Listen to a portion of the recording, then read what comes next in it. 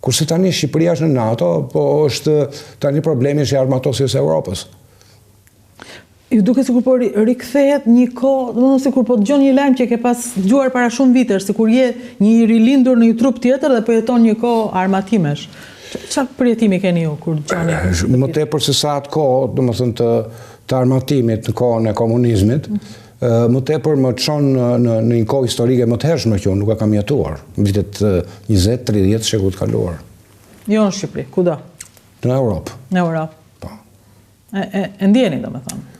Po, është evidente, nuk është, më thënë, është me gjërat që thuan nga Shtëpia e Bardhë sot, me përkrajen që kanë dhe me rritjen e partive, do më thënë fashiste, neofashiste në Europë, me simpatin që kanë një pjesë e këtyre, do më partive neofashiste, për një autokrat si Putini, për shembull.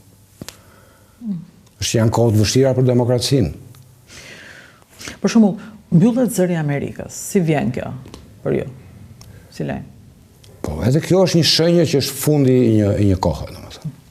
Dhe kjo dëmton dhe Amerikën shumë, se forca e Amerikës nuk është vetëm fuqia ushtarake. Amerika sa luftra ka humbur me shtete shumë të vogla.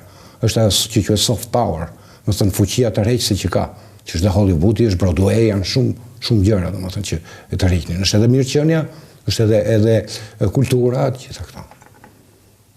Si mund të vinim në këtë ditë? Mënyra e jetesës amerikane. Si u erdhët në këtë ditë?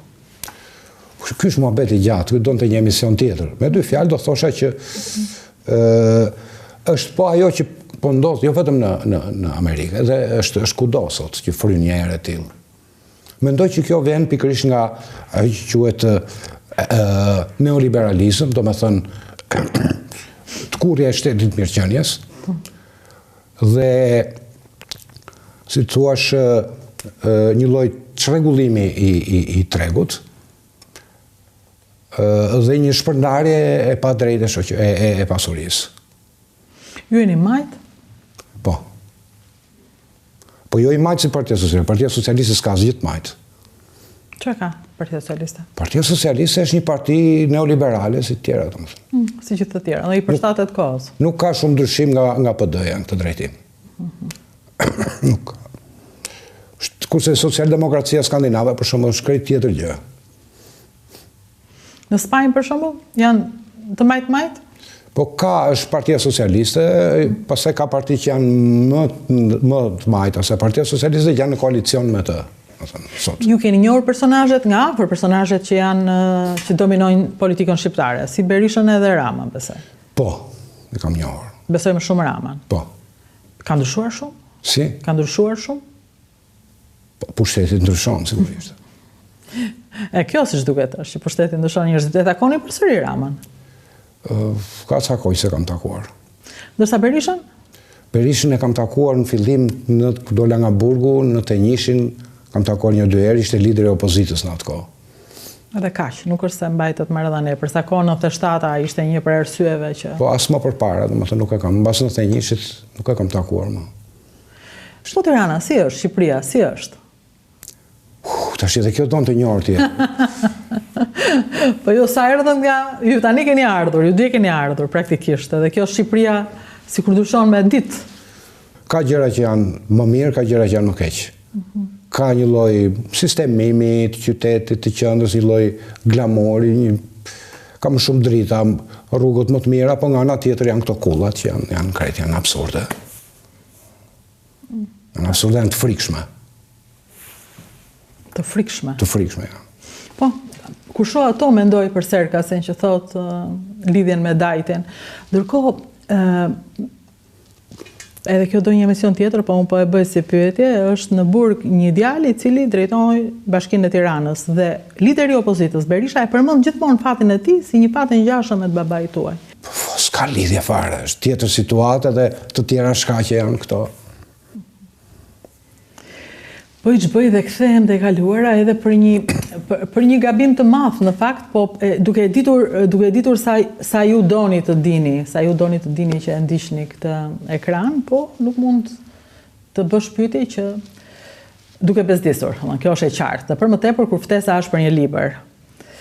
Po ne gjejmë mundësinë për ta përdorur edhe letërsinë për të folur për realitetin.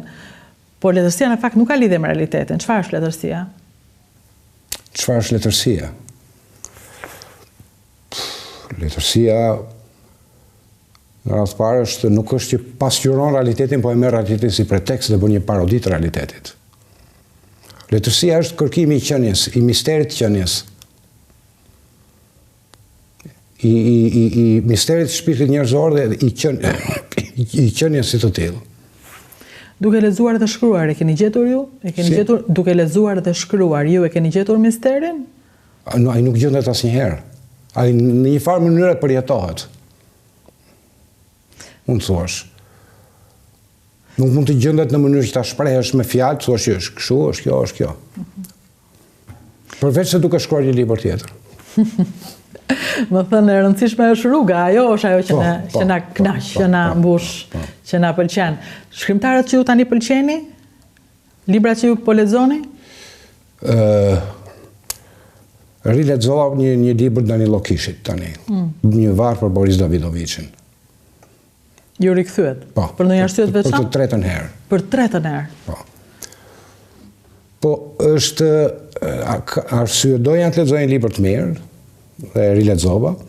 E njëkohësisht tani jam duke dhënë një seri leksionesh në Universitetin Mesdhetar, politika dhe letërsia moderne, dhe një nga autorët për cilë do flasë është Danilo Kishi, por jo konkretisht për këtë libër. Në universitetin në Shqipëri? Si? Mësime në Shqipëri? Po jap leksionin e një në Universitetin Mesdhetar. Dëgjojnë për letërsinë të rinjt e TikTokut? Ata janë të vëmendshëm, ata që vinë në kursin tim janë të vëmendshëm, që vinë leksionet e mia. Kanë pyetje? Po, sot kishte pyetje, ishin interesante. Për letërsinë vetë? Më tepër ishin përgjigje që i bëri një profesor, se sa pyetje. Po kishin të bërë me estetikën më tepër. Më thënë janë të vëmendshëm, ndryshe shpendojmë ne që rinia e TikTokut e zhurmave, ata njerëz që ju ata keni student? Ata që kanë ardhur atje janë të vëmendshëm. Të vëmendshëm. Ose interesante. Ju falenderoj shumë për këtë. Faleminderit juve që më ftuat. Faleminderit dhe ju uroj shumë fat librit tuaj. Faleminderit.